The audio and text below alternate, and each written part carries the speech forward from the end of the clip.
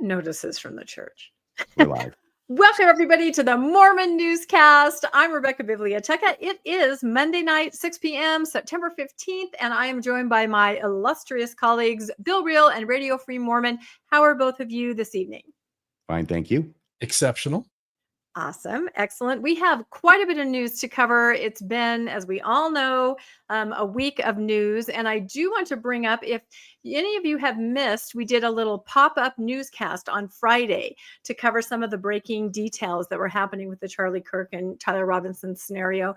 And if you haven't seen that, go over to either of our channels, Mormon Discussions or Mormonish, and you can catch up there. We are going to be doing some updates tonight. So let's go straight to our slideshow, and we will get going right away. All right, here we go. Okay, I'll just go through these really quick. We are going to be covering tonight the church statements on the UVU shooting, some new developments in the Charlie Kirk shooting, new verbiage for LDS members announced, the miracle of the microphone, and the question, was Dieter dissed? And also, of course, some temple news. But our first news story is going to be some updates from Radio Free Mormon. Oh, so you won't be doing the church statements. Very good then. I didn't put those in. I'm not sure where they came from. Well, they've come from heaven, so I'll go over them. Yes, I think you should. All right. There have been a number of statements, several statements that have been issued by the church in response to the shooting of Charlie Kirk last Wednesday on September 10th, 2025. This is one that came out on that same day. It is with great sadness that we learn of the shooting that took place at Utah Valley University, resulting in the death of Charlie Kirk. Our prayers go out to his family at this time. We condemn violence and lawless behavior. We also pray that we may treat one another with greater kindness, compassion, and goodness. For members of the church, we reaffirm the Savior's teaching and admonition is to love our neighbor. How did that work with Laban? I don't know. It just, when they're using this general language that they're condemning so much, they should be careful when they say we condemn violence and lawless behavior. Okay. Because I think the top leaders of the church were engaged in some lawless behavior with the SEC not so long ago. And we should point out that this statement came out before they had apprehended the suspect. Right. Because that was on the 12th, on Friday, correct? This was just a general statement before they knew that the call perhaps was coming from inside the house. Now, here is another statement. Actually, this is a different format of the same statement on the church newsroom. Then on September 12th, on Friday, a separate statement from the First Presidency condemning violence, calling for peace. Yeah, I think it's the same statement 3 times. All of us are adding things to the slideshow.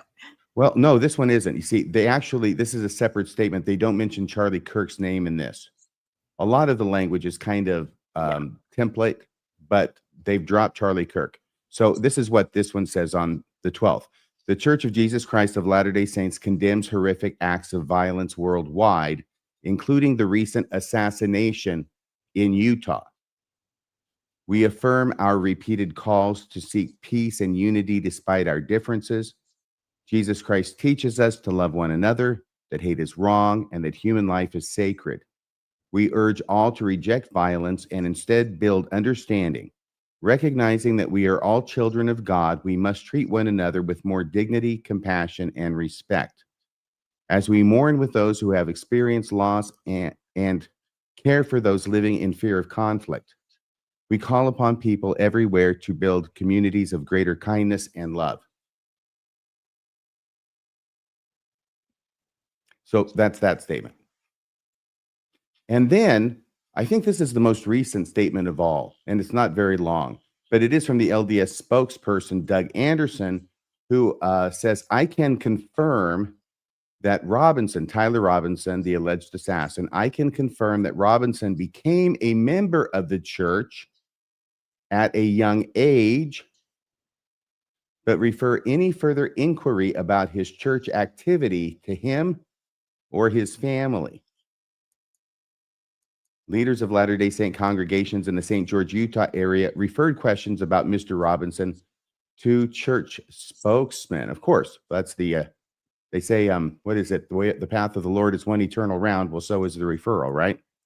You go talk to these people, they tell you to go talk to the first people.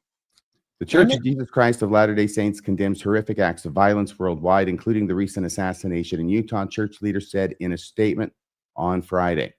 So what do you think of this, Rebecca? Obviously, if he says, I can confirm that Tyler Robinson became a member of the church at a young age, we would expect that he was baptized when he was 8. And if he can tell he was baptized when he was 8, I expect he can tell a lot more. I would think so. I just think their word choice is interesting because to everyone else in the world, he became a member of our church at a young age. Kind of sounds like some kid just got baptized and then went his merry way. It doesn't tell you that the family probably was active. Probably he was baptized when he was 8. But you're right. My first thought was, well, then you could tell us if you got the priesthood. You could tell us if he went on a mission. And you definitely can tell us if he's still on the rolls of the church. So I thought the statement was vague, yet there also is the element of protecting privacy. I do understand that too. I think that when you say it this way, you're sort of trying to dismiss that he was a member. Like this, he joined, as you guys pointed out, he joined at a young age. He joined a long, long time ago. Who knows? I just want to remind everybody, it's the Church of Jesus Christ of Latter-day Saints that commands us to be baptized at the age of 8. It's born in the covenant members of record.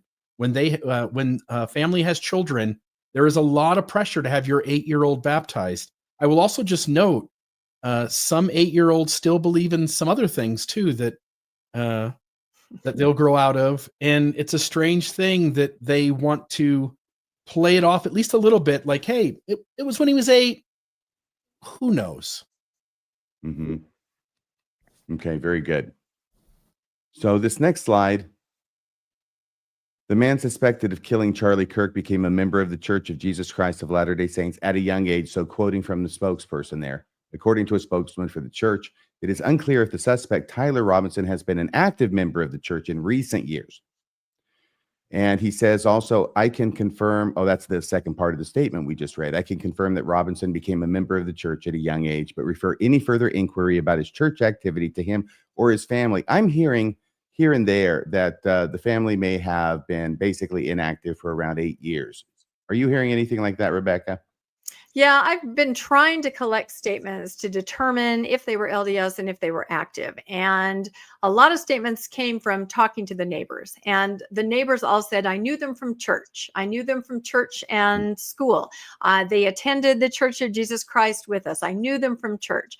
And then suddenly, it was yesterday or the day before, one of the same neighbors that had been quoted, just saying, I knew them from church, the neighbor clarified, but they have not gone for 8 years.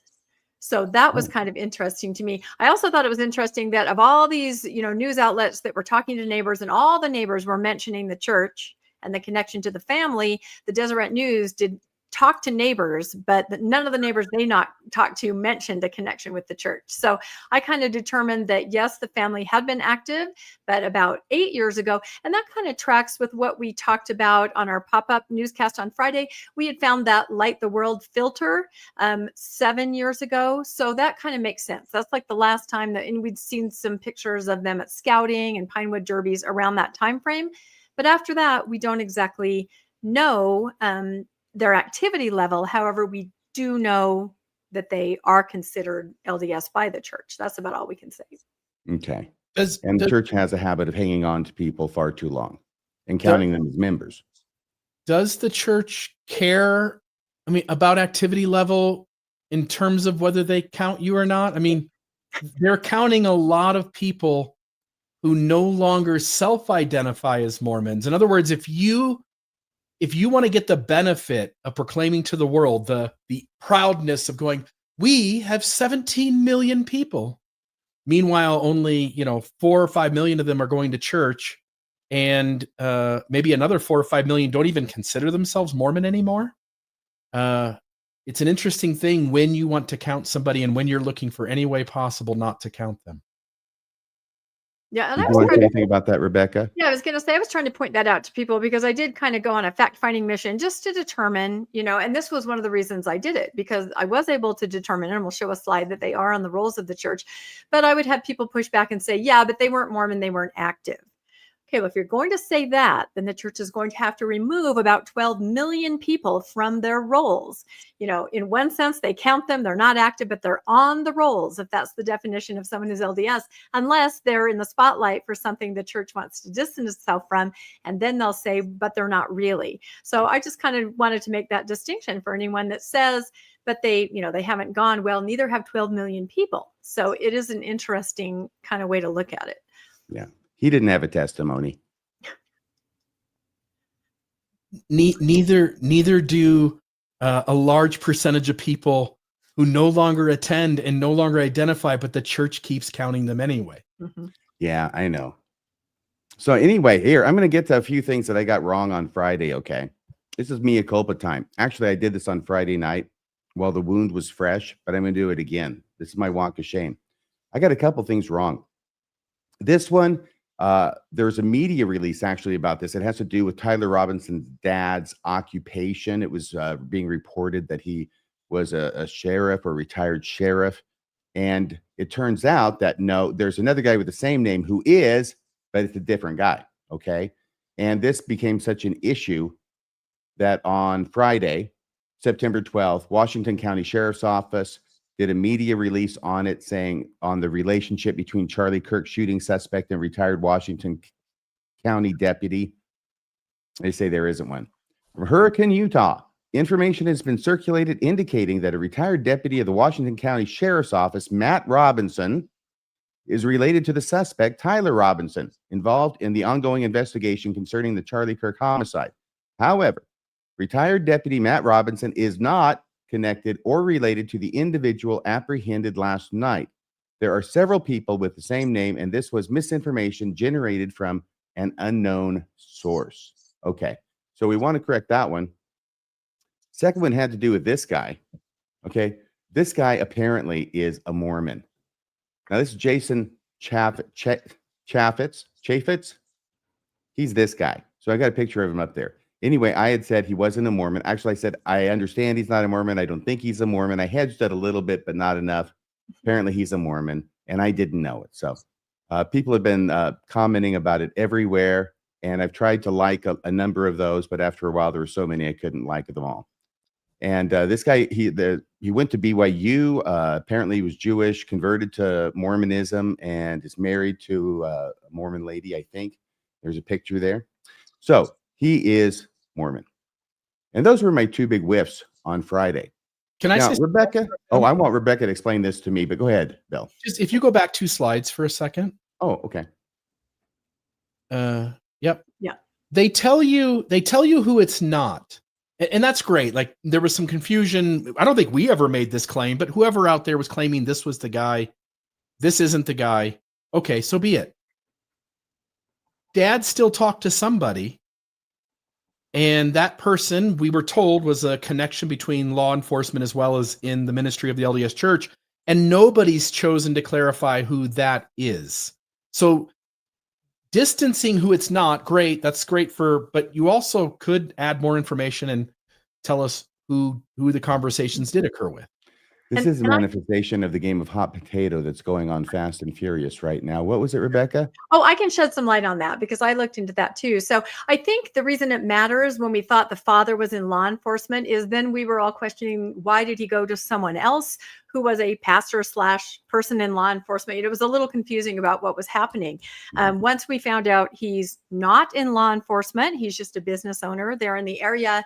Then I started looking to see who perhaps he might have reached out to, especially since we heard that Tyler was saying, he would do anything instead of go to prison. It was a very charged situation.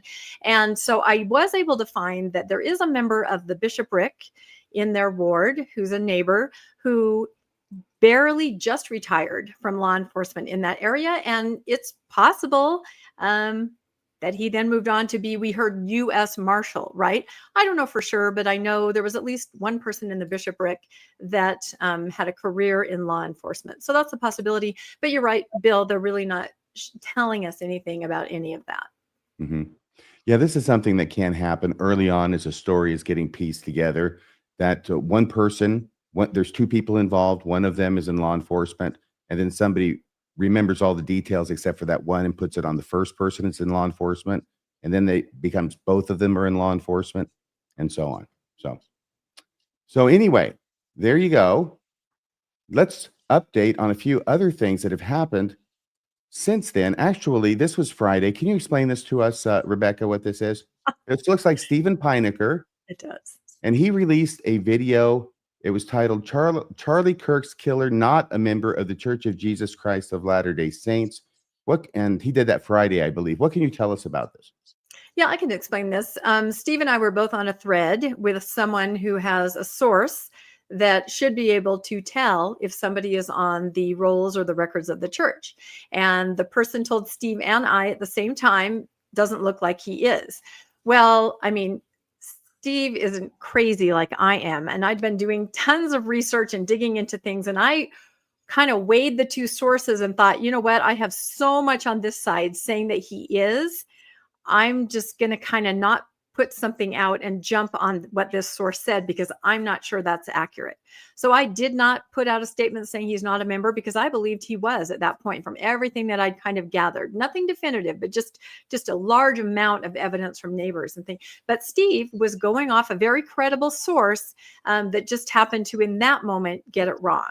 So he was just putting out news from a source that he thought was correct. And I had mentioned this on Friday night show, Mormonism After Dark, when I also mentioned and apologized for the two mistakes I made. Because I wanted everybody, I don't know if I played it. I mentioned it. I did. I mentioned it. I didn't play it because I wanted everybody to know that we're getting all these different, ideas or facts or views from different areas. And it doesn't all make sense. And certainly not yet. It has to sort of settle before we have a better idea and a clearer idea of what's going on.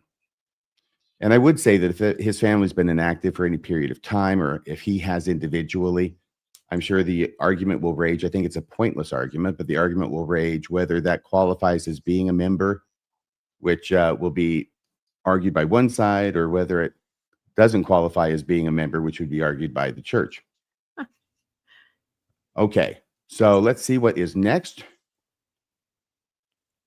Yeah, Now, there are a number of slides. Go ahead, Rebecca. I was going to say, these are the slides when I said I did research, collecting information before I knew definitively, are the neighbors saying they go to church with the family? And so every time I saw it mentioned, I would just kind of gather it. So I didn't go crazy thinking, I know I saw that somewhere. So this is the body of evidence that made me say, you know what, I'm not going to put something out saying he's not, because I believe he is. So yeah, these are just various statements from various articles talking to neighbors and explaining how they know the family through the church. Thank you. And Rebecca, what was going on over there at Mormonish when you were announcing these ideas or these apparent facts or testimonies from people that he is a member of the church? Were people taking it well?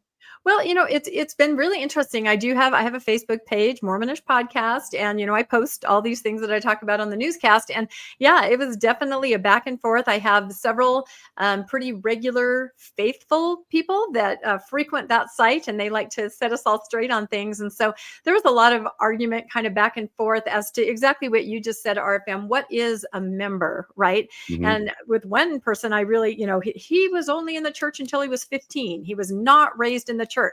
And I argued back, yes, you are. Those are your formative years. So it's just kind of a back and forth, really pointless. I mean, honestly, we can't speak to what he was thinking or what the family was thinking. But in my mind, and this is why I was on a mission to get a definitive answer that he was on the rolls. If you are on the rolls of the church, you are a member. I'm on the rolls of the church, as far as I know. And I am a member. I am counted at conference when they stand up and say 17 million. So if you're going to argue that because I haven't gone for several years, I'm not a member, then all the 12 million people that are in my situation should also not be counted. So we can also be really clear, if he was off the rolls, if he had asked to have his name removed or he was excommunicated, the church would have, in this sort of situation, would have notified the public, yes, he joined when he was young, but he had his name removed several years ago. I think we can all we can say conclusively that he's on the rolls of the church, regardless of whether he's currently a believer or not. Right. And let me just go ahead and say this. It's pretty obvious, but I'll say it anyway, which is if this kid is a Mormon, it is not one iota of evidence against the Mormon church as being true in some way. I mean, obviously it doesn't. because there are bad eggs in every group. There are bad eggs in every religion, every political persuasion, across the board, every city, every town. You're going to have bad eggs. It says nothing about the group from which that bad egg is a part of, just because something like this happens. So anyway, Right. I And wanted to make that clear. I kept saying to the people that I was having little dialogue back and forth with, why is it so important that he's not a member? Why is it so important to you and so emotionally charged that we're trying to say he is? You know, you need to think about what that means and why you're so concerned. Mm-hmm. Good point. A lot of times it comes from a fragile testimony. So Yeah. I don't think we've had this up for an hour and it hasn't been read, has it? Well, I USA think we Reporter. should read it. Yeah. Did you read it? No, I said I think we should read through these because these are the things that the neighbors say. Now, there is only one neighbor that said, haven't seen them at church for 8 years. As you'll see here, all the other neighbors say, I see him at church. So USA Reporter talks to neighbors outside the Robinson home, which is in what one neighbor describes as a Latter-day Saint community. Neighbors say they never suspected anything unusual. They've described the family as friendly and active in the church and school events. And they even get the active part right, as far as a colloquialism for Mormonism and going to church regularly. I was a custodian. This is another quote. I was a custodian for 18 years at the elementary school. I saw them growing up. That would be the boys, I guess. I knew them from school and the Church of Jesus Christ of Latter-day Saints, Schwierman said. He was a very quiet, very well-raised young man. This is the neighbor that later goes on to say they actually haven't been there for 8 years. So, by the way, this is sourced from ABC4. The one before this, USA Today, USA. right? Yeah. Okay. Now, this one is from Reuters. A neighbor, Stephen Green, said he knew the family from attending the same Mormon church down the street. Great family, good kids, he said, though he added he did not know Tyler Robinson well. This is from U.S. News. The accused killer went to our church when he was younger. Neighbor Kristen Schwierman, probably the wife, who knew Tyler and his parents, Matt and Amber, told the Post. Okay. So when I say probably the wife, I think, was it this fellow who was Schwierman? Or was it the one before that? No, it was that woman. Yeah. She's quoted most often and she's done some video interviews talking about the family. I'm sorry. I had imagined a woman. I had imagined a man here. Maybe it's because it's the MANN at the end. Yeah, I don't think I actually have any pictures of that neighbor. So it's just the same guy or the same lady. Yeah. Okay. Thank you. Now, can I dissect this for a second? The accused killer went to our church when he was younger. Neighbor Kristen Schwierman, who knew Tyler and his parents, Matt and Amber. Matt and Amber are the names of the parents, told the Post. Wow. Yeah, that's a bit of a complicated sentence. She said she was stunned by the news of his arrest, describing the Robinsons as a very tight-knit family. Like the Robinsons, Schwierman is a member of the Church of Jesus Christ of Latter-day Saints. She said they belong to the same congregation, though she said the family hadn't been active in the church in at least 8 years. That's where it's from. In at least 8 years. You know something? Okay, I just want to make a passing observation that it's an interesting thing that apparently the family lives in the same place they lived for 8 years when they used to go to church, and they stopped going to church, and people have so much contact with them after they stopped going to church for 8 years that the place they uniformly say they know them from is from church. Just an observation. Here's something. This is kind of small. Let me see if I can put us down there.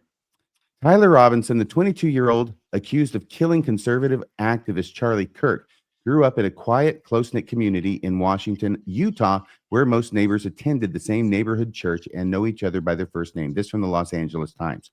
Like most of the people in the community, Robinson, his parents, and 2 brothers attended the Church of Jesus Christ of Latter-day Saints church less than a mile away. Schwierman said, yes, she does show up in different places. Tyler Robinson's father, Matt, came to realize his son was the focus of a desperate manhunt as images of him in a long-sleeved T-shirt and jeans began flashing across television and computer screens nationwide. The family called their church bishop. Okay. The church bishop. This is what was called by the church earlier, or at least by Governor Cox, a family friend. They're not, a bishop could be both, but it was pretty obvious he was downplaying the Mormon connection. The family called their church bishop, also a neighbor, when Robinson threatened to take his own life, according to a law enforcement source who was not authorized to discuss the investigation. Thank you, Bill. Now, it does appear that Tyler Robinson's name is on church records for the Washington, Utah Riverside Stake. You provided this, Rebecca. Can you tell us about this?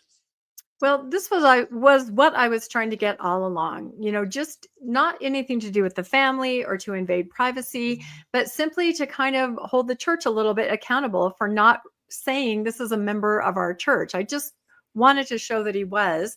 And so, yes, I was able to get in contact with somebody who's in the stake, who is able to look at the records as easy as that. Everybody has their name on the church directory if you're on the rolls, and there are the names. I also had a clue before because somebody had put on a news source that he and 3 or 4 other brethren had gone to Tyler's house to minister to him. So the only reason you would minister to someone is assigned is that you would have his name on the roll and then you'd go. And he said in the article, Tyler told us to F off.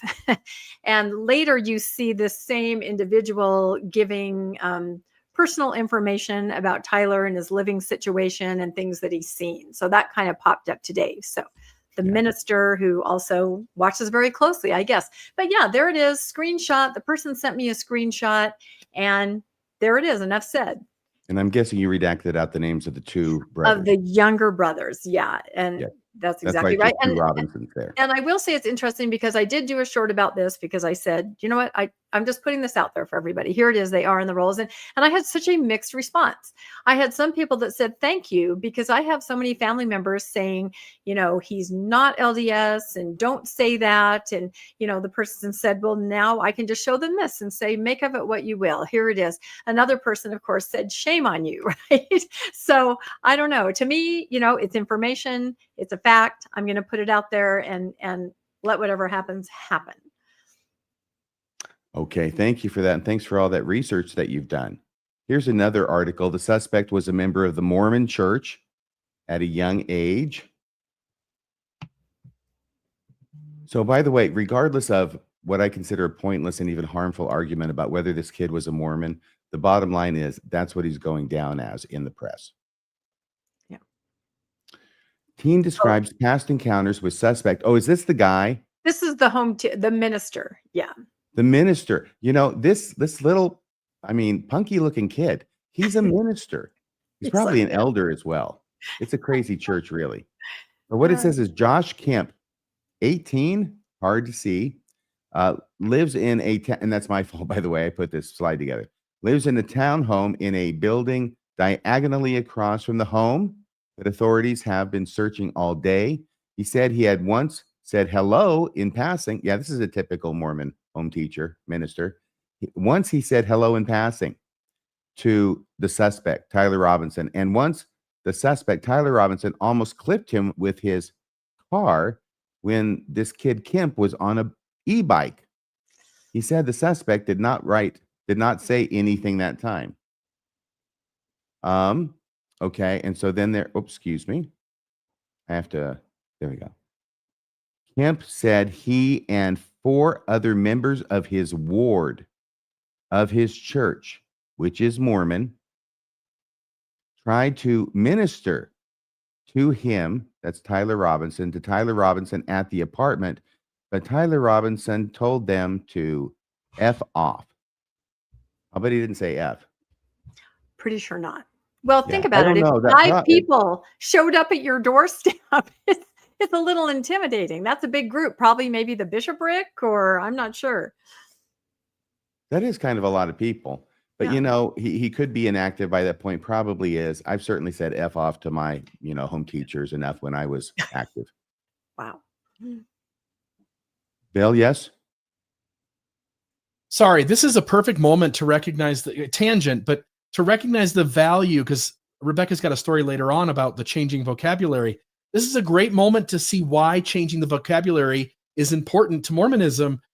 If this kid had gone, I went over to home teach him, people would be like, what the hell are we talking about here? By saying minister, everybody's like, oh, like that guy must be clergy somehow, and he's ministering to him. Okay, well, it makes a little more sense, even though it doesn't quite still fit what Mormonism is utilizing it for. Yeah, run, Nikki, run.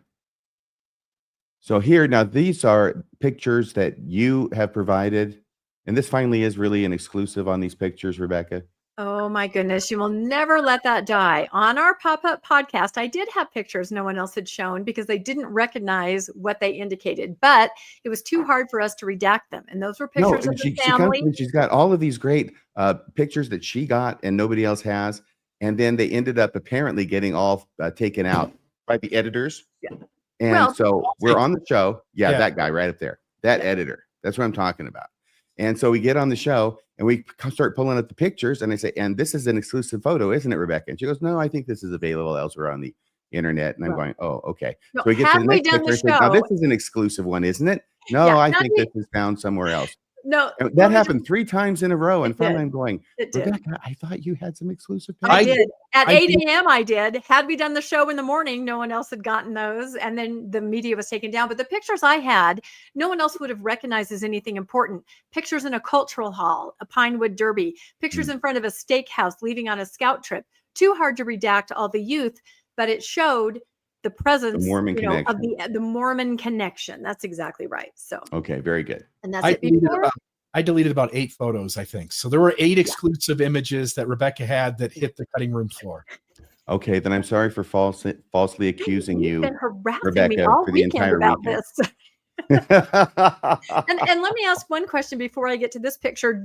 People in the chat and many people want to know, did he serve an LDS mission? Do you want me to go through that little timeline that both you and I kind of came up with? Or do you? Yeah, I came up with it. You interrupted me, and then you took the idea and made a TikTok out of it. No, that's not true. So why don't you take it? I did not watch Mormonism After Dark. I did not hear you say that, and I woke up in the morning with my own idea to make a timeline of could he have served an LDS mission. So in 2020, he starts his senior year. He graduates in 2021. That's when he's reading that letter that you've all seen that kind of looks like a mission call where he gets a scholarship. He starts at USU the fall of 2021, and then he only goes one semester. And that puts me, I think, up to 2022. The next time we hear of him, it is in 2025, and he is a 3rd-year student at another school at Dixie. So I kind of said, there would be time, I guess. And if you came home early, he could have been a 3rd-year student because he had concurrent enrollment in high school. So you can amass enough credits, but I think it's highly unlikely. And although I have had some people say, oh yeah, my cousin's friend's brother was his mission companion, I haven't seen anything, and I've been looking to say that he did serve an LDS mission. I think he was long inactive before then. I think probably as a middle teenager, the family stepped away. Is it okay if I just make clear here that by talking about the Mormon connection, we're talking about the focus of the show, right? Because it's the Mormon newscast, and we're not in any way trying to say that by murdering somebody that he was following the tenets of Mormonism. No. We're not trying to say he was a good Mormon, where he was an active Mormon. All right. So what was it about these? This is a in the photograph, Rebecca. Mm-hmm. What is it? Yeah, this is, let me say one more thing. My co-host Landon made an observation. He goes, all this proves, all of this media, that the campaign to be called the Church of Jesus Christ of Latter-day Saints has completely failed. Everywhere they're mentioned Mormons. I thought that was kind of an interesting observation. So yes, this was taken yesterday evening. You know, in their style guide on the website, they're going to have to add an extra part to how do you refer to a murderer who's a member of the Church of Jesus Christ of Latter-day Saints. Wow. We are going to talk about the style guide later tonight. Isn't that interesting? So we'll see. These pictures were taken last night at UVU. This is the, kind of wooded area there. Huge memorial. This picture doesn't even do it justice. People pulling up, I think the next slide, in their cars. Looks like they're coming by after church. Just to is this in the same area? Yeah. if you look at the next slide, you can see the other angle kind of from behind where people are. Yeah, there you go. Yep. Just pulling up, leaving memorials, and just, paying tribute there on campus. So, like I said, I do have quite a number of connections to campus.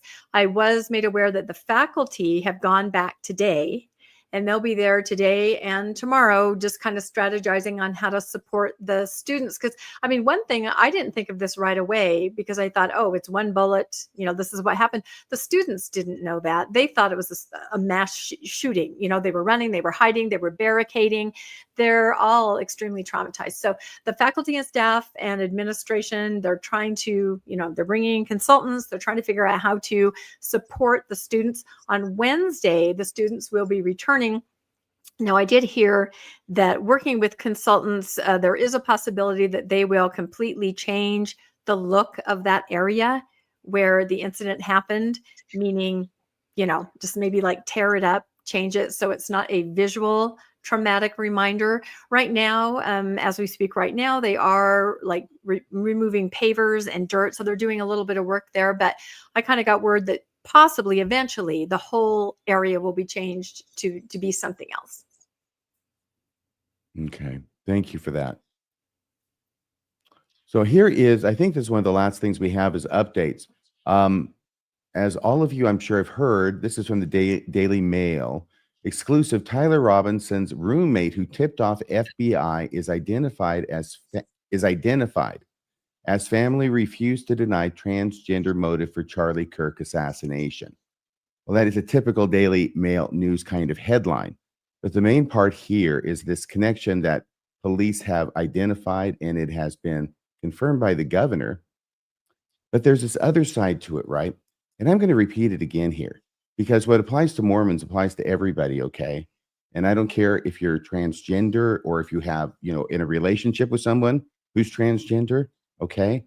Talk about guilt by association. Let's let this investigation play out and see what happens, okay? But what's interesting to me about it is that the roommate is being credited with, first off, being fully cooperative with the police. And I'm sure that includes giving up these texts and these messages. But incriminating text from roommate leads to arrest of Charlie Kirk's alleged shooter. So there's two different lines of stories, and both of them can be true, that the father turned him in down in St. George. But still, even I think this would have been still in St. George, wouldn't it? I expect the roommate. That's where he was, right? Yeah, he's at Dixie. So yeah, it's all done in that area. Yeah, he had a long drive to and from. But anyway, what I'm saying is that this could have been happening simultaneously, that the roommate is also tipping the police off when the roommate found out what was going on. And that was certainly a smart move on the part of the roommate, because otherwise that roommate would look really, really culpable about right now. But from what I've heard, there's not any suspicion that is attached to the roommate, at least as of yet. And the suspect, of course, Tyler Robinson, is not cooperating in the Charlie Kirk assassination investigation.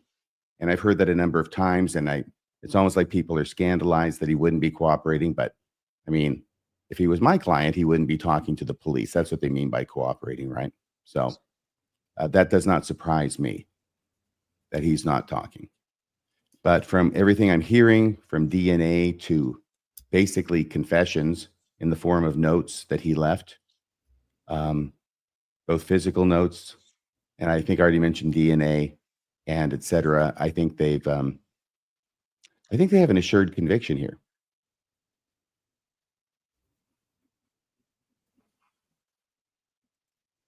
Okay, and that's the end of that particular story. Turning it back to you, Rebecca. Yep, and I think then Bill has some stories that are kind of adjacent to this to go into. But yeah, I mean, thanks to everybody for all the research everybody's doing. I don't think we can say enough what a horrific situation it is on all sides. Yeah. Just two things here. So this was just a little side article, and we had already talked about this happening in Washington, Utah. The article is Inside the Sleepy Mormon Town, which I think is a strange phrase. I don't think it's derogatory, but it sort of sounds like everybody's asleep at the wheel there at Washington. But the town Charlie Kirk's alleged killer called home. Washington is coming to terms with the fact Tyler Robinson, the prime suspect in the murder of conservative activists, it's one of its own. I think they're sort of trying to say it's a small town. It's quiet. Nothing ever happens there. I'll just note this is the same geography. I'm not sure if Washington was where it is, but maybe right there adjacent is St. George. The Jody Hildebrand and Ruby Franke whole escapade took place there. And there's, by the way, the population in Washington, Utah is 28,000. So it's not like you're a really tiny little town, but it is a little quiet there usually outside of the Ruby Franke and Jody Hildebrand escapade, as well as this thing happening. I will note, you said something the other day on our newscast about a bomb threat. And I saw something again that verified to at least some extent that was the case.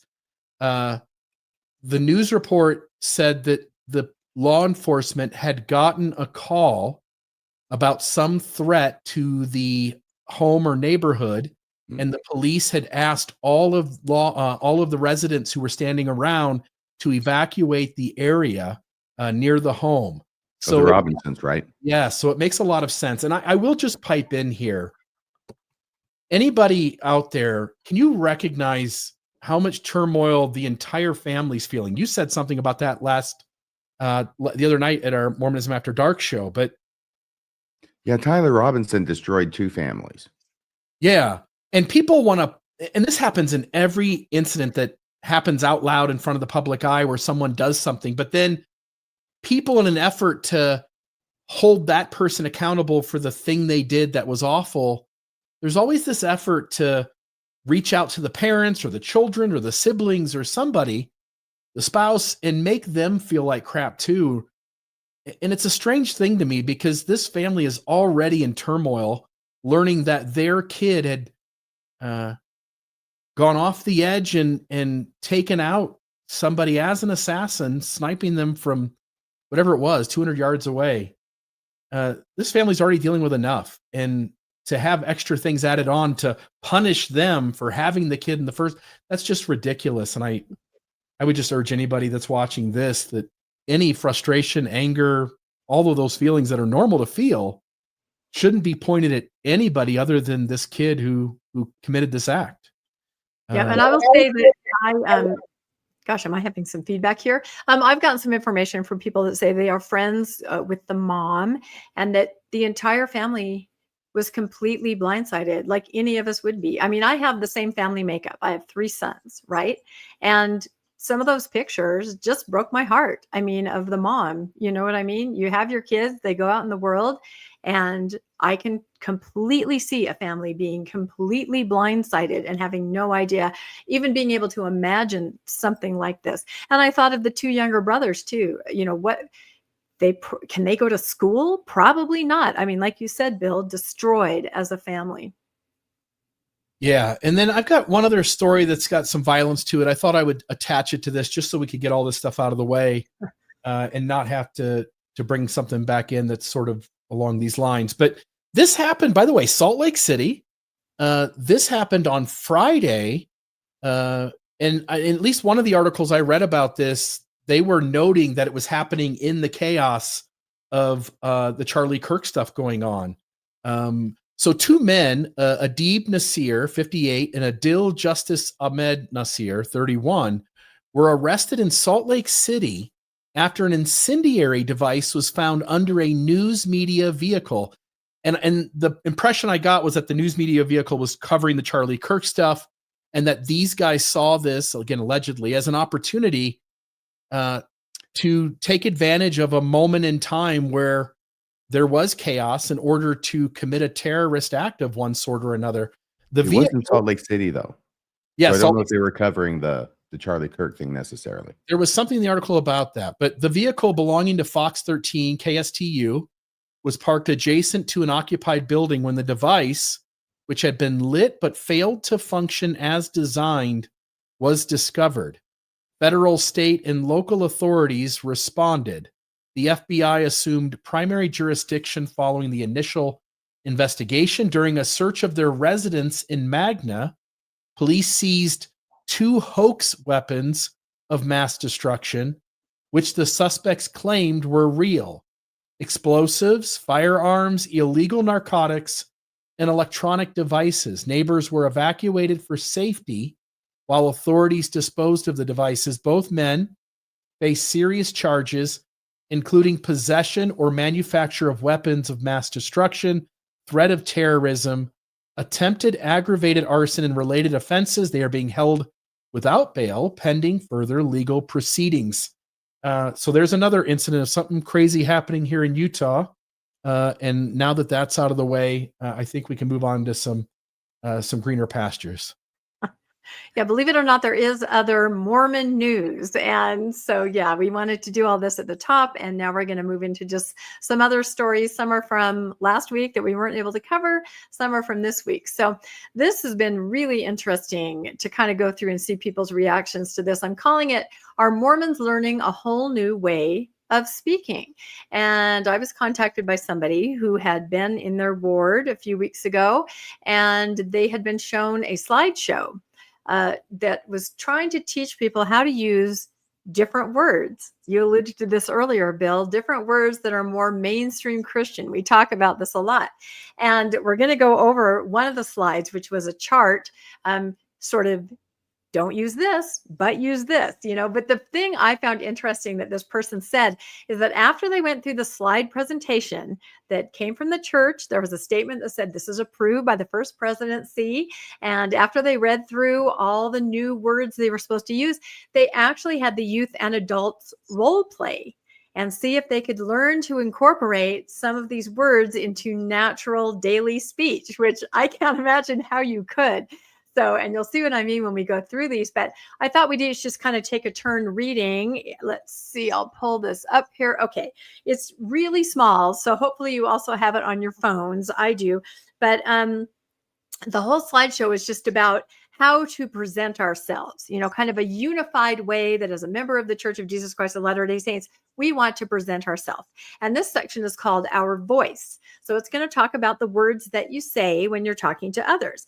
And the little description says considerations and alternatives for church-specific words. So they're recognizing that some of those words, beehive, Miamate, they've already done away with those long ago, but some of those words mean nothing to somebody outside of the church or may mean something completely different. And I think we saw that with minister, youth pastor, it's very interesting. So it says we sometimes use words or jargon that may convey meaning within the church culture that can be misunderstood by others. Use words that are simple, clear, and doctrinally correct. Not sure exactly what that means. This list clarifies some commonly used terms. You can find additional terms and alternatives at the guide of churchofjesuschrist.org. So there's, I think, even more. But these were the ones that they went over in this role-playing exercise in this ward. And I'm guessing it's not just this ward. I'm assuming probably we'll hear from others that they have also, experienced this in their ward. So I don't know. Let's just go through it. Let's go. Bill, take one. RFM, take one. I'll take one. Let's just go down the list and talk about the changes that they'd like the members to make and how they speak. The first one is brethren. Try using church leaders or prophets, apostles, and so forth, or simply men or priesthood holders. For example, several priesthood holders may participate in an ordinance. See also priesthood below. I think the men one is funny. Like, let's not even acknowledge that these guys are Mormon guys with priesthood power. Let's just call them men. Yeah, I think brethren is such an old-timey word. It's so archaic and kind of off-putting that nobody knows what they're talking about. So they want to distance themselves from that because it's confusing. Is the next one me? Yeah, brother or sister. Okay. We'll just go down the list. The next one's you. Brother and sister. These terms are appropriate. Oh, thank goodness. We don't have to get rid of that. Brother and sister for communication within church organizations. However, we do not assume that people of other faiths want to be addressed with these terms or want to address us this way. I never, ever felt that way, Rebecca and Bill. Is this a Mormon thing? Do other Mormons call non-Mormons brother and sister? I can see you going, hey, brother, maybe we're so used to it that perhaps we would. Mm. I mean, I'll give an example. One of my kids in elementary school called his teacher sister so-and-so because, and probably she was LDS, it was Utah County, but you're so used to saying it at church, right? That Right. in class, he says sister so-and-so. But that's a little kid, right? It is a little kid. Yeah. No, he was 19. No, no, that's it. So yeah, I mean, they're recognizing that some of these words, they just don't play in the bigger, wider world. So convert, there's one. Okay. Are you a convert? Or do you know a convert? Right. No, instead we're supposed to say, consider using new member of the church. Okay. What I did notice is that that doesn't work. That covers part of it, but yeah. I'm a convert and I'm not a new member of the church. Right. And an 8-year-old is a new member of the church. Yeah, exactly. So, but what I do notice is that the phrases that they used to use are short, and what they want them to use now get longer and longer as you try to explain. So anyway, converts. Yeah, I don't agree with that either because 8-year-olds are also new members of the church. Okay, go ahead, Bill. All right. Fellowship. As a noun, consider using friendship. As a verb, consider get to know, become friends with, or associate with. Yeah, they don't like, we're trying to wash the Mormonism off, aren't we? Yeah. We really are. And I can just see people in these Mormons in these meetings where they're role playing and trying to learn the new lingo. And I think it's the new lingo that they're talking about as being doctrinally correct. This is the new doctrinally correct way to speak. Yeah, I think it's awkward. I would like to see an example of this role playing because most of these things don't kind of roll off the tongue. They're kind of said in a very subjunctive way. It's not natural to say, but they're trying to do it. All right. Inactive, RFM. Yeah. And by the way, why is inactive on there? Because we changed that a long time ago to less active. We changed it, but most people didn't get that message, right? Just like they still use non-member and inactive. I hope they understand that that's a prediction of how well this exercise is going to go. But they have inactive on there, and it says, be cautious about categorizing people. If necessary, consider using less engaged church members. That's what I picture with the role playing. They're less engaged. Oh my gosh. They're not even less active. They're less engaged church members.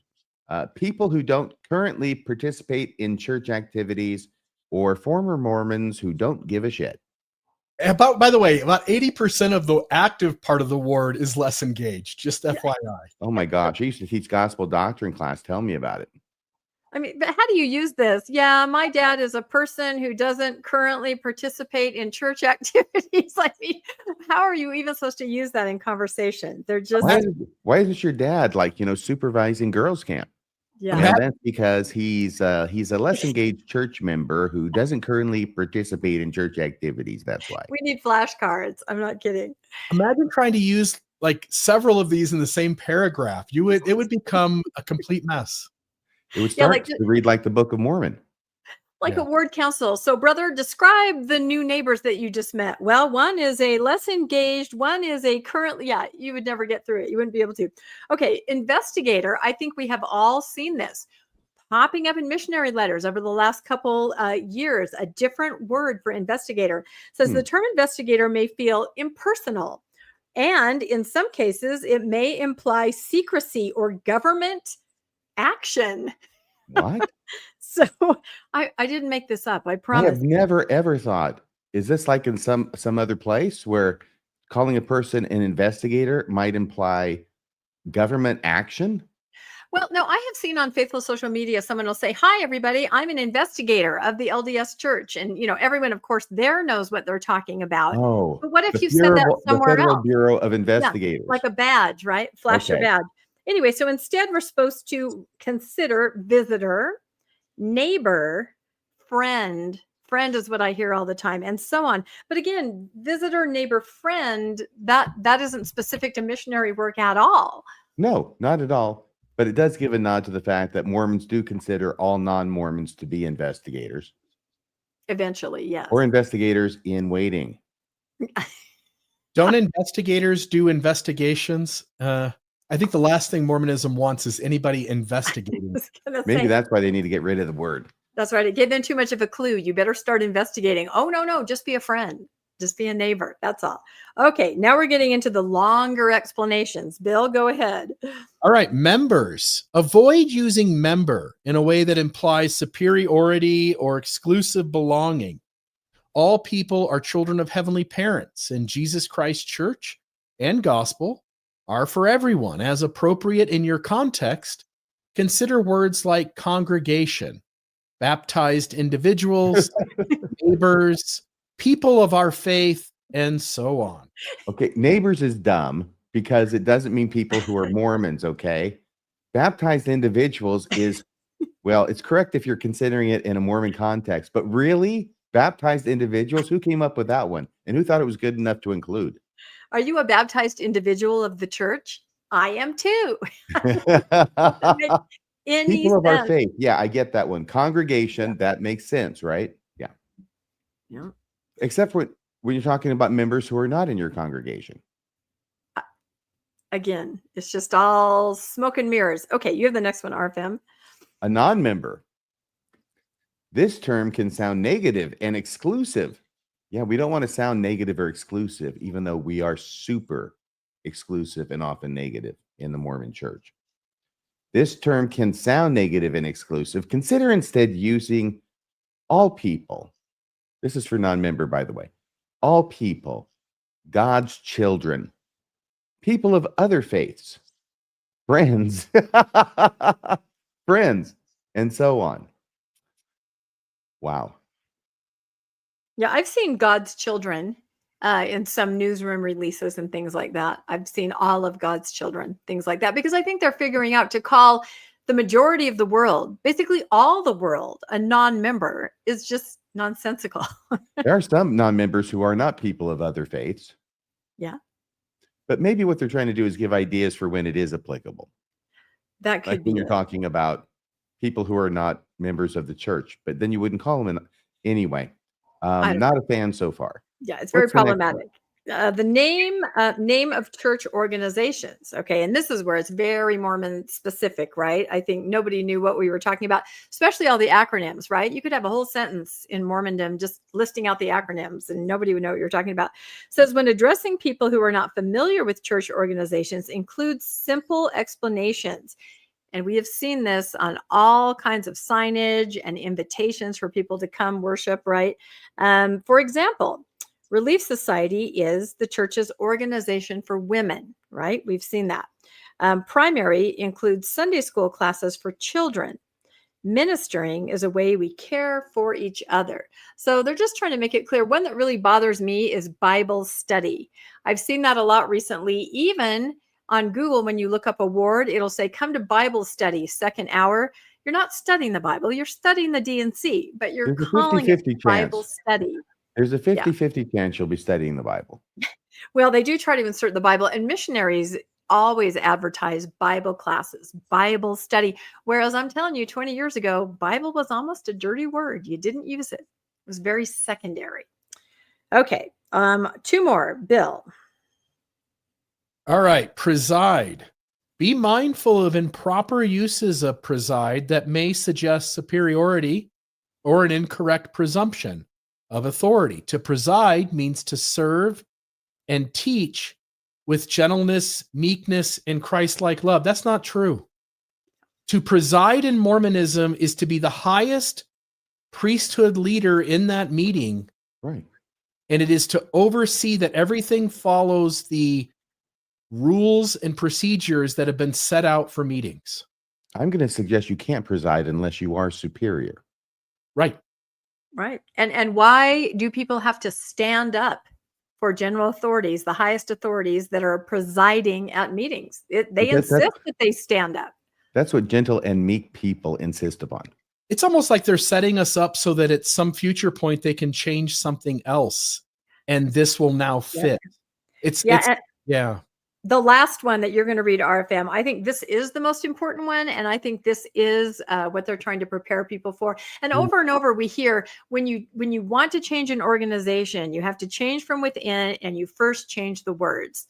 You change them slowly, carefully, what they mean. That's how you shift large groups of people, much like, a dog watching a flock, right? And kind of leading it where it goes. You change the language. This is classic.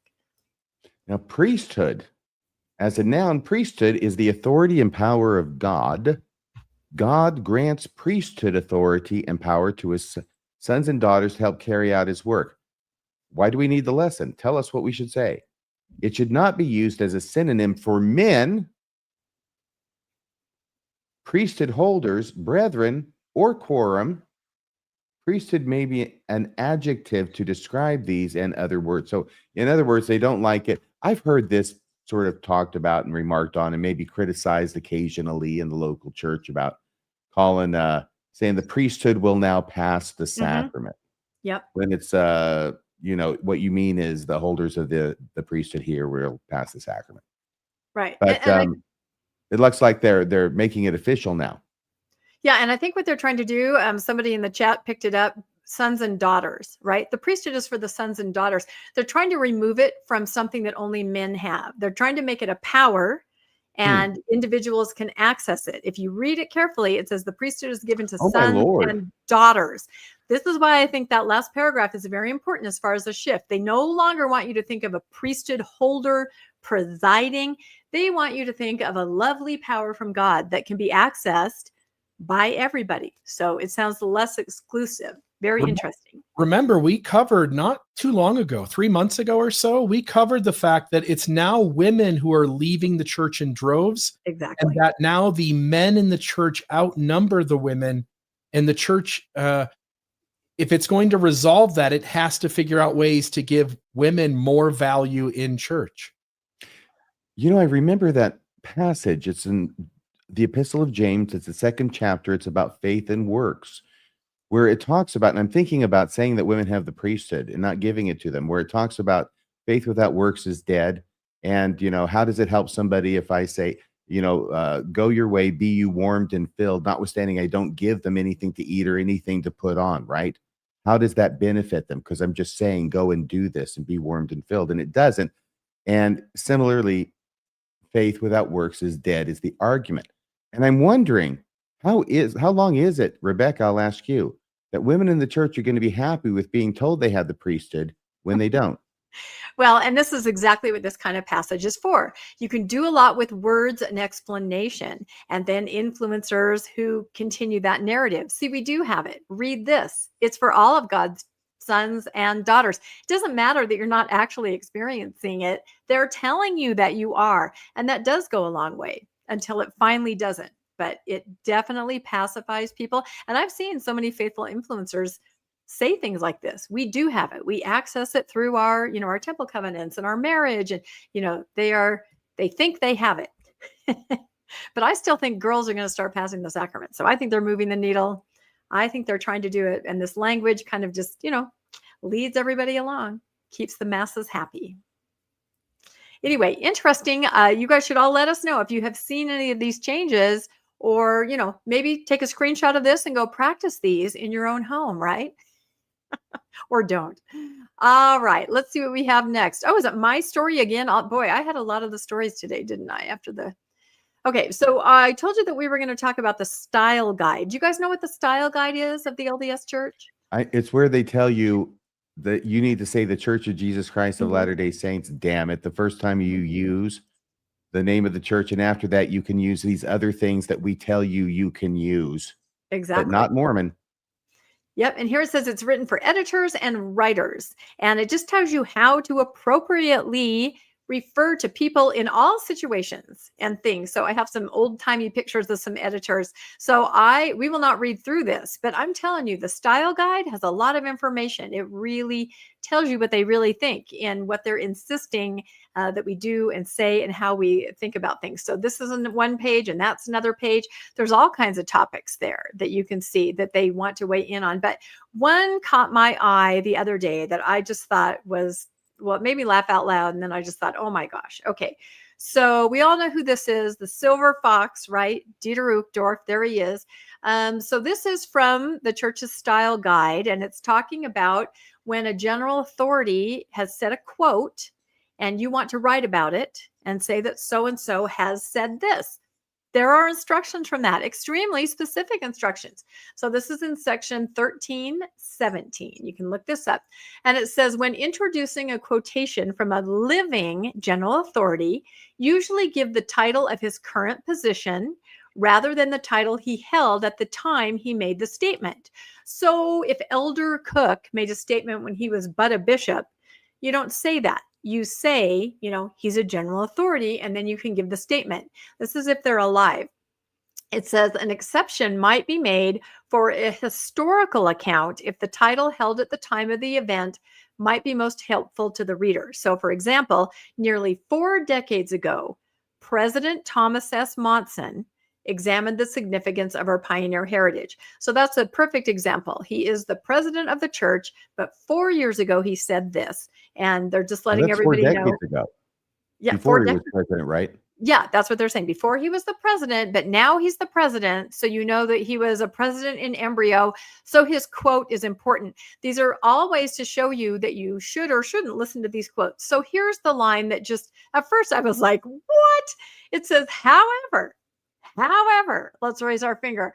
When introducing a quotation from Elder Dieter F. Uchtdorf, like he is named right there, give the title he held at the time he made the statement. Now, can you guys guess why that is? On the surface, you're like, why are you singling out Dieter? What did he ever do? You don't call him president if you're quoting something that he said last General Conference. Exactly. He is different from everybody else except for Hugh B. Brown. There have only been 2 people in the history of the church who were in the first presidency and therefore had the title president and then were demoted, sent down to the minor leagues. That was Hugh B. Brown, and he's passed away, of course, and it's Dieter Uchtdorf. So lest he make a statement and we accidentally say president so people think he still has some kind of authority like that, he doesn't.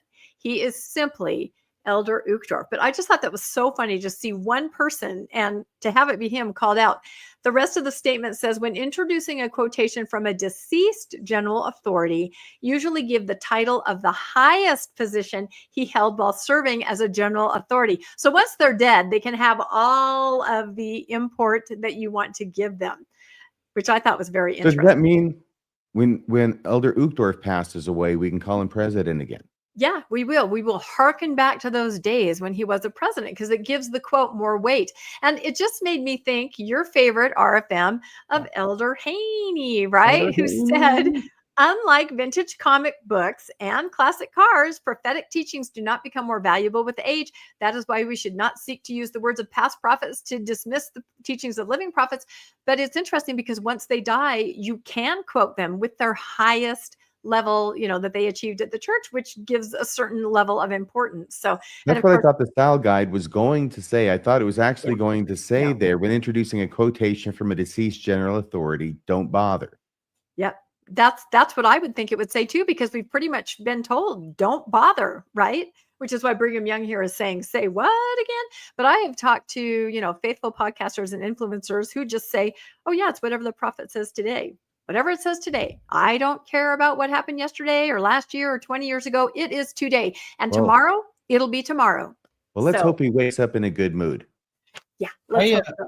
I think this is very disadvantageous for Mormonism. And it's this angle, which is lots of church leaders, when they become the president of the church, they soften up from the degree of things they say. And we have lots of stupid things that Ezra Taft Benson said about civil rights or, whoever. I think it's to Mormonism's advantage to have members refer to those teachings under the office that person held when they said it, rather than assigning prophet, president of the church, seer and revelator to Joseph Fielding Smith during the 60 years of bullshit that he said, excuse my language, but the nonsense that he said from 1921 until he became president of the church in the 70s. I know it's Yeah. just a style guide, but it's as if they're saying once you get there and you get the golden ring or the brass ring or whatever it is, and you become president of the church, everything you've ever said in your life now becomes scripture. Yeah, and I don't think you want that. You I think don't you want wanna that. walk away from it. Mhm. Right. And they have walked away from it over the pulpit, like this statement from Elder Haney. But the style guide seems to show that if President Nelson said something as a deacon that somebody happened to write down, they could literally attach his prophetic title to that statement. So, and I can only imagine that would be problematic. So I'm not sure. But if you guys You got- haven't ever done it, look up that style guide. I'm telling you, just in capitalization, do not capitalize heavenly parents. Do capitalize heavenly father. Don't capitalize Heavenly Mother.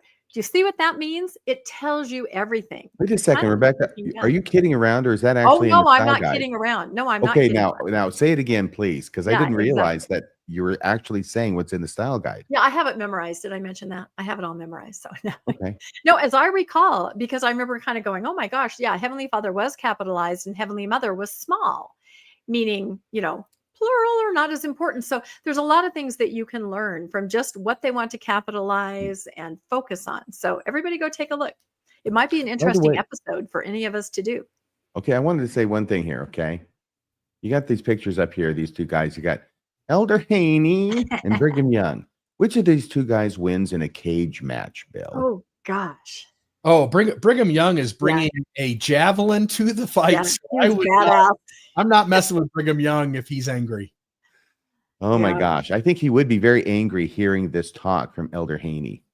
Yeah, I think he would. That's why he said, say what again? That's right. I mean, even though he probably had more of a Napoleon, complex, because I wish someone would do something on this, some research that he was not a very tall person, which kind of changes my perception of him. But yeah, I think he was Well, I can see both of ornery his as a hands. badger. I can see both of his hands. No Napoleon complex. Yeah, okay, that's probably true. Ooh, next story is Bill's. Believe it or not, Bill is going to tackle some of the current social media. This is awesome. Yeah, just a couple little stories here. The second one you brought, actually both of these we were talking about in the chat and brought to my attention, and I thought I'd throw these in just so we could have a little bit of culture in our newscast tonight. Taylor Frankie Paul is the next bachelorette, so that's interesting. The Mormon Wives star is nervous and doesn't have notes of how this works. So ABC, in trying to capitalize on the Mormon Wives, has added Taylor Frankie Paul as the next contestant on The Bachelorette. So that'll make for another interesting season of little Mormon innuendos in and out of the show. And I will say there's backlash on this because Bachelor Nation, is a group that has high standards and high morals, and they don't necessarily think that she represents, I don't know, a good Christian woman trying to find a man, right? She's had some problems, some run-in with the police. She's kind of pretty dramatic. Obviously, it'll be huge for ratings, but they do question, is she really an appropriate representative for Bachelor Nation? Yeah, well, I'll leave that up. The purity test for these contestants, I had no idea.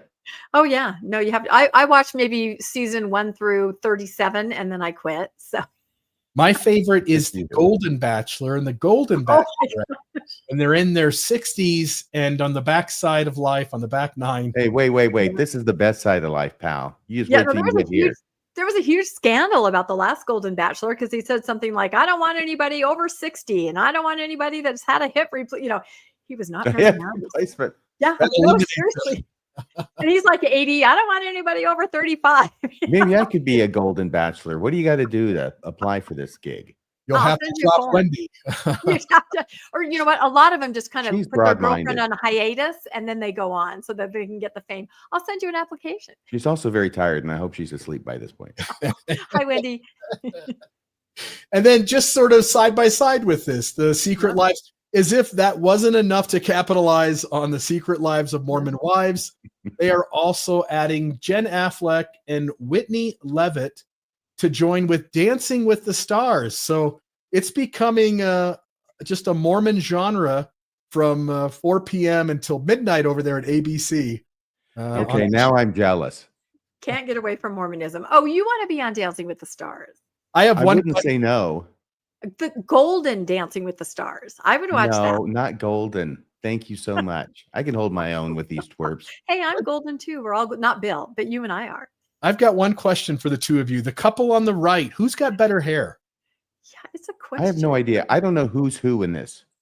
Okay, well, the two women are the most, I would say, the most faithful out of the Secret Lives of Mormon Wives. Like, you've seen their families having family prayer, and they kind of skew. It's sinners and saints. Some of the girls are kind of on the fence. Other girls are pretty, straight-laced, quote, LDS. So these Rebecca, two are the most the straight. two women on the left here in the There's two- poses. No, those are not. Are two they are they the two women on the right? No, Pass. there Okay, are well that's two what that's where I'm separate confused. secret lives women are on the show. One is Jen Affleck, who mistakenly thought she was related to Ben Affleck. That's kind of funny. I And think we've all because thought that at some point. her husband told her that they were, and then I looked it up right away. I went on Family Search. The second I know, boy, I need to get a life. But yeah, I quickly determined they were not related. However, she is now doing a Dunkin' Donuts commercial where she kind of makes fun of that. And I think Ben Affleck is in it. The other one is Whitney Levitt, and they're going to be dancing. So everybody tune in. So there's that. There's that. It's kind of fantastic. All right, let's see what we have next. I'm glad our second hour is a lot lighter than our first hour, right? Yeah. It's a much good better. I balance. like it. Okay, so I'm calling this Move Over Car Keys. There is another miracle in town. I don't know if you guys have heard about this, but this story is getting a lot of traction on the church news, and it's very exciting. Oh, yes. So Elder Stevenson? I can't even read it. Anderson. Sorry, Anderson. They all end in un. Elder Anderson gave a devotional at the MTC a couple days Brother ago. Joseph a break. Yeah, exactly. And he's addressing 2,000 missionaries there, right? When all of a sudden, the microphone went out. And it went out just as he said something about your faith will be tested, right? Can you imagine how dramatic that is? That they hear these words from an apostle, and then suddenly the sound goes out, right? So the sound system is down. What are they going to do? They have to hear the word of God. So he has them all sing a hymn as he kind of gathers himself, and then he starts speaking to the group. And unbelievably, he can be heard. He can be heard in the auditorium as he's speaking, even though there is no sound system. Some of the people there said after we sang in the choir, it became clear to me why it happened. In my opinion, it was because God needed us to listen, right? And it says, despite 2,000 missionaries filling the gym, every single missionary was focused on Elder Anderson's words as the apostle continued without the help of technology. If you can believe that. It says, after the microphone went out during the devotional, many missionaries said they received a special witness from the Holy Ghost and a strengthening of their testimony. What do you guys think? Amazing what can happen when the microphone conks out. Yeah. What do you think, Bill? In this church, anything can be turned into a miracle. It can be seagulls eating crickets. It can be a bunch of people going into a cold river and living until their 80s after helping a few people cross. It can be the faith not to be healed can be a miracle. Yeah, and they go so far as that if Joseph Smith describes the person who gave him the plates as a salamander that then transforms into a human personage and smacks Joseph several yards, that fits perfectly with an angel sent from God. Yeah, it does. And do you remember this story, the slide that I have up here? It reminded me of the gnat. Jesus of Nazareth. Yeah. Elder Gay got up at a devotional with youth and said that in college he had killed a gnat like that. He felt bad. He knelt and prayed, and the gnat flew off. It was living. He flew off to the hospital. Yeah. So, I guess you can find a miracle in whatever you want, and that's fine if those kids were inspired, and that's wonderful. And I will tell you this, I spoke to an architect who was instrumental in designing some of these auditoriums. I know, I really have way too much time on my hands, but this person said this particular gym is created with kind of a raked floor to help sound, and also sound dampers in the ceiling. So there were some things in place to help a voice carry, even if there wasn't a microphone. Well, yeah, if everybody will shut the hell up, you can actually hear someone talking. That's the right. lesson. And By the that's what way, this happened. may be the same room. I'm not sure if it's the same room that was there when I was at the MTC back in 1979, November and December and into January, but that was a time period. If that's the room that's off to the right from coming in the door, hallway off to the right, then when I was there, that entire floor was level. It was all flat. There were no risers like I see in that picture. And that's why I don't know if it's the same room. If it is, then they put those risers in, which of course would make it much easier to hear because everybody then has a more direct line of sound. Well, my suggestion is maybe one of us go hold a devotional in that same room without a microphone. And if we try to speak and they can't hear us, because obviously God wouldn't help us, then it really was a miracle. So I vote for you, RFM. It's not that hard to hear people if you'll just be quiet. And when the thing, Rebecca, and if everybody's going to be quiet because the power goes out, then now all of a sudden everybody's listening. Exactly. And now you can hear things that you might not have thought you could have heard before. Right. In fact, the one comment from the one elder said we were all suddenly laser focused on Elder Anderson. Of course you were, because you were trying to hear. So anyway, it was inspiring to everybody there. And I'm sure it was. I'm sure it was a moment, especially goosebumps. He had just said things may happen that test your faith, and then the technology, fails. But for the church newsroom to make an article out of that with a headline and for them to promote it, I think that's just a little bit of a step too far. We are looking for miracles. We're dumpster diving for miracles in the LDS Church. Oh my goodness. Yeah. Well, one man's miracle is another man's dumpster dive. Is that what we're saying? So, all right. I think we have, does Bill have, yes, Bill has another story, and I have a couple more to round us out. So this is just a little story as well, but it involved a Book of Mormon. So all across the country, universities are slashing religious studies programs, tossing them in the same pile as other so-called impractical majors like art and English and sociology. But as Mira Fox points out, there's nothing irrelevant about studying religion. These programs give us the tools to see how belief systems shape politics, identity, conflict, things we're all living through right now, whether or not we admit it or not. Now, what's the reason that she's interested in religious studies? Well, she says that her own story of choosing religion as a major after getting a Book of Mormon from her grandmother, even when people said it was a waste of time. So she's thinking about going into religious studies.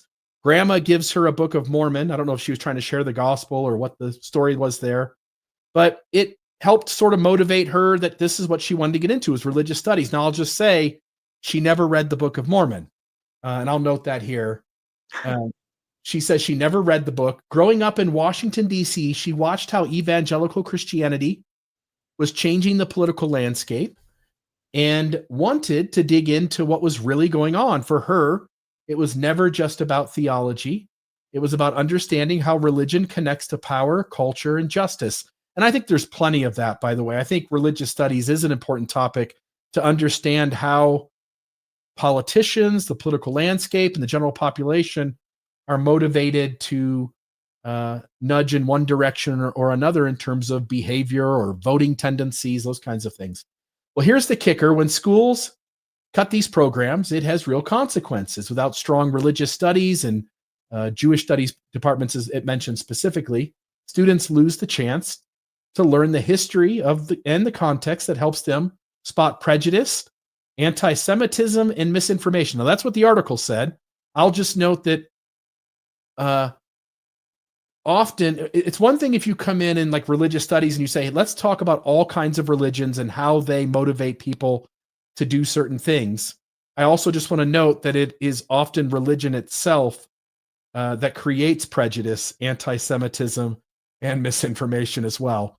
But far from being expendable, Fox argues religious studies might be one of the most relevant and urgent fields we got today. And that's the cover of the article there in the blog forward. Everyone thought I was crazy for majoring in religious studies. Here's why it matters more than ever. And she points anecdotally to getting a Book of Mormon, although she essentially says it was useless to her because she never never read it. So there's that story. Just a little side piece for you guys. I think a lot Well, of thank people you that so get a much. Book of Mormon don't read it. Yeah. She may be overselling it a bit. I'm not sure. Yeah. What do you think? What do you think of all the people who get a Book of Mormon? Do you think 98% of them never read it? Yeah. They're just trying to I be think nice. 98% of the Mormons don't read it.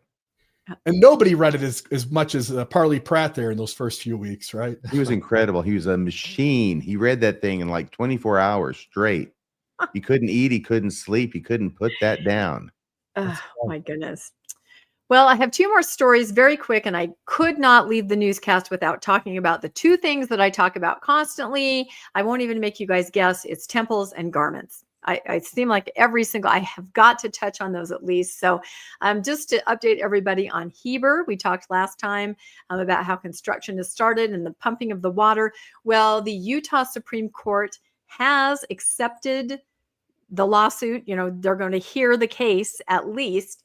And so we'll see. I'm not sure when that's going to be, but they are going to hear the case. And they do sort of say, the lawyers, that this could impact a lot of people in the county, depending on how they vote. Because again, the temple was on county land. Instead of going to, any kind of vote or the city, they just went straight to the county, and the county with a legislative development agreement just said, sure, do whatever you want. No dark skies, height unlimited. So this could impact other things going forward, but it is going to the Supreme Court. There's a beautiful picture of beautiful Heber Valley, and then just picture a ginormous building right there. So I don't know, any thoughts from you, RFM, about it going to the Supreme Court? This is what happened to Cody. They went to the Supreme Court. This is what Lone Mountain tried to do in Nevada. They all eventually trickle upwards, but are usually stomped down. What I understand when it says the state Supreme Court, its decision to retain the case is the latest development. So I think that's probably a good thing, because if the Supreme Court's retaining the case, I think it will resolve things more quickly. Typically, they don't retain anything. They send it back down for the courts to do what they tell them to do. And then they wait for them to do that. And then if there's another appeal, then it has to wend its way up to them again after years and years. And so this is probably a good thing. I think it will make things go faster. Yeah. And again, it's what happened in Cody, and it's what happened in Nevada and Lone Mountain. So yeah, not Fairview. Fairview's headed to district court eventually, I hear, in October. So, okay. Speaking of, that's interesting. I'm going to cover that next time. We'll go around that. Okay. So what's going on in Fairview? Will the sewer back up the LDS temple construction plans in Fairview? And what's happening there is that the LDS Church has submitted their site construction plans. Remember, we talked about all that. They can appeal, they can apply for their plans, but they can't get the building permit from Fairview until everything is complied with according to the conditional use permit. They do not have the final approval from Allen on the sewer. Now, you probably don't remember, but like a year and a half ago, we talked about how Fairview doesn't even have the sewer to support the temple. They will have to, because it's kind of on the border, tap into Allen's sewer. And Allen said anecdotally at the meetings, yeah, that'll work out, but they don't have approval yet on that. And it's very possible that Fairview and Allen will have to work together with an interlocal agreement to work out how that is going to happen. This could delay things because the church does not at this point have any sewer as far as their plans go. Well, it's a good thing these two towns like each other so much and they can work together. Yeah, I think Allen and Fairview can. Now, if it was McKinney and Fairview, that I've learned a lot about. That's a different story, but we'll keep you posted. Things are just trucking along. So that was temples, then garments. I can't leave it without mentioning it. Do you know who this lovely woman in this picture is? You can probably read the little note there. Oh, yeah. Now I can. I could not tell from looking, but I read it. This is Elizabeth Smart. We all know who Elizabeth Smart is, and she looks absolutely fantastic. She's posted a picture on her social media. They're in Italy, and she and her husband having a fantastic time. And somebody commented, "Man, those new garment tops are wild." Because if you can see the picture, it's pretty much a like a halter kind of a dress, a tube top dress. And of course, somebody has to call out, where are your garments, right? It's garment shaming because Okay, that's what's going on. When yeah, this person she's says, man, those new garment tops are wild, they're Mhm. pointing out that she doesn't have garments on. Exactly, because I mean, and there has been speculation on this. She has said, I think, stuff about coffee or perhaps having a drink, and people are always trying to scrutinize, right? They're always trying to scrutinize the so-called Mormon celebrities to see if they really are active or what they're really doing, right? And so That's what Mormonism is really all that's about. what Mormonism is about. And I'll bring up Mitt Romney in a minute because I should have thought to make a slide. But yeah, so this person says, you're not wearing your garments. And then everybody weighs in. How dare you? What gives you the right to police others? But it really is an outward symbol of your inner activity, right? And they're just kind of policing her. But For inner conformity. Exactly. Speaking of watching people, I don't know if you followed this, and I don't have a slide, but Eli McCann in the Salt Lake Tribune wrote a satirical article about this exact thing, that we look at people that used to be in the church or maybe are on the borderline or we don't know their status, and we say, oh, look, they're not doing this, or oh, look, they wore that, or oh, look, they're drinking it was a joke. And as part of it, as a complete joke, he said, or Mitt Romney hasn't attended church since 2005. It was just taking it to the extreme, right? Of the stories that we make up as we try to, understand what these Mormon celebrities, where they stand. So Mitt Romney just read that line. And he was upset, and he put out a post very quickly, and he said, oh, no, we are active. We love our church. We love our ward. We attend the temple. We serve. We are Mormons. This is an unsourced article, right? Okay, I'm so sorry, Rebecca. I was trying to pay attention. So this involves Mitt Romney. It's hard to pay attention to me. And there was an article that accused him of not going to church since 2005. No, he just did the same thing that Mitt Romney did. It's a satirical article about those of us that watch people who are in the church, and we look for signs of their activity, just like we just did with Elizabeth Smart. If someone's making a joke. And as a joke, he said, yeah, like, have you heard? Ha ha. Mitt Romney hasn't even gone to church since 2005. It was obviously satirical about how ridiculous we are for trying to put these judgments on people from things that we see. Mitt Romney misunderstood the satire, misunderstood the article, and quickly put out a statement reaffirming his faith, his activity, and his temple attendance. And he also said this is an unsourced article, right? Well, very quickly, everybody said, that was just satire. Because it was Have a sense of humor, right? And he, to his credit, he put out a statement that said satire 1, Mitt Romney 0. So he recognized it. Yeah, I know. I thought it was good, but it kind of made me think of how quickly people get so incensed and defend, oh no, not me. I am, you don't have to do that. Just be, if you're living your religion, just be, right? It's almost like it's like a reverse Poe's law. Is that what it is? I don't even know what that is. Poe's law is when you are being so sincere and zealous that it looks like it's indistinguishable from satire. This is satire that Mitt Romney could not distinguish from actual reporting. Exactly. But they did do a follow-up article in the Tribune saying, satire gets the better of Mitt Romney. I mean, it was a thing. It was like in national newspapers, but I thought it was, like a week ago. Yeah. Except for everything that happened in between. Yeah. I would have made a slide on that, but I'm glad I could bring it up. But yeah, I thought he was very gracious afterwards. He's like, he didn't read the article. He just saw the line, or more likely somebody probably clipped it out and said, look what they're saying about you. Right. That's probably what happens. So, and I call Jason Chaffetz not a Mormon. There's so much to keep track on, and we're called every second of it, aren't we? So anyway, I think that's the end of our stories. I think we've done it. I think we've accomplished it. Let us go into just a real quick preview of what's coming up next week for all of us. We have quite a bit. Let me see. Okay. Did you want to talk about yours here that you already put out? You seem very quick to skip over my slide. I didn't. Somebody else clicked it. I would never skip over you. I did not. I swear. This is the thing. This is the RFM that went up Saturday. Okay. There's so much that's so very, very disturbing and down going on. This is just a welcome, really, for me to talk about textual criticism and the Book of Mormon, and talk about how it is that the Book of Mormon, interestingly, in one very specific regard, blows up Mormonism. So it's called How the Book of Mormon Destroys Mormonism. And I use some of the techniques I learned from my reading of David P. Wright.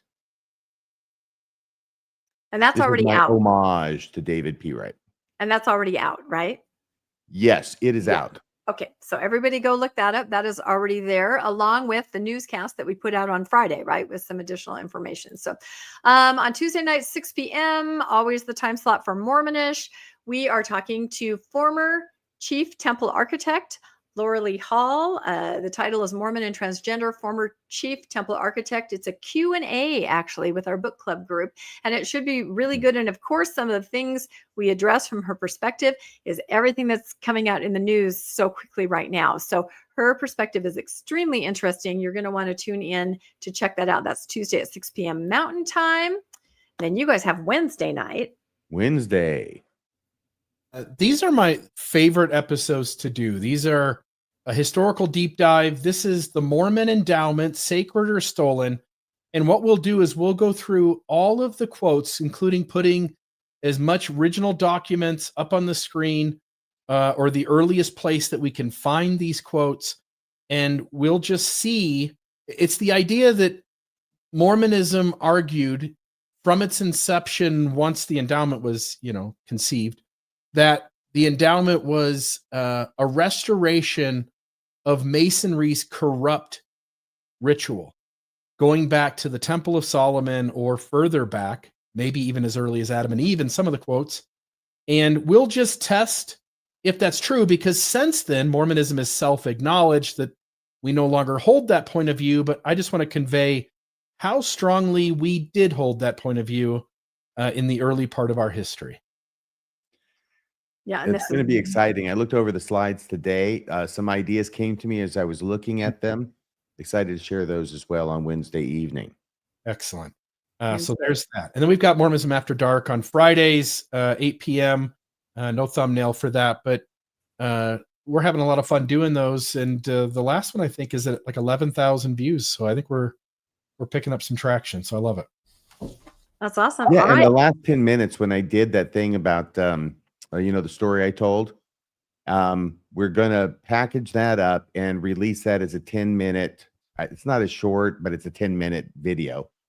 That'll be released tomorrow morning. We got calls for that to be done. And so we're bending the knee. We're doing what you want. So this is a story that you shared on Mormonism After Dark, but it's a little segment that you're going to put out. Oh, okay. It's a message from RFM. Well, we can all use more messages from RFM. Goodness knows I get so many of them. That's right. Well, I think we did it. We came. Some of them are even nice. Exactly. So a percentage. I was going to say we came, we saw, we conquered. I think we did it. We covered the news. Any final statements for either of you about anything? And then we will sign off. No, but thank you so much for having me on your show tonight, Rebecca. It's been a privilege and a pleasure as always. I'll just wrap up saying that in the live chat, I'll put it up on the screen here. Also, it's in the YouTube description. Please consider supporting our efforts. You can go to the Mormonish link there, donorbox.org /Mormonish-podcast, or you can go to the HTTP, the donorbox.org /Mormon-Newscast. The top one donates to Rebecca in the Mormonish channel, the bottom one to the Mormon discussion channel, to RFM and I. And we really do need those donations from you guys. If you like the show, want to see it go far into the future, us covering the news on a weekly basis, please consider becoming a supporter of the program by donating at one or both of those links. Oh, thank you. And we absolutely appreciate every one of you that do donate. It's amazing. We love you all. So, all right. Thanks again. We're tuning out, and we will catch you next Monday at 6 p.m. for more news on the Mormon Newscast. Thanks all. Bye. That's a wrap for this week's edition of the Mormon Newscast. We appreciate you tuning in and sharing this time with us. Keep the conversation going and stay informed on all things Mormonism. Until next week, wishing you peace and joy. See you next Monday at 6 p.m. on the Mormon Newscast.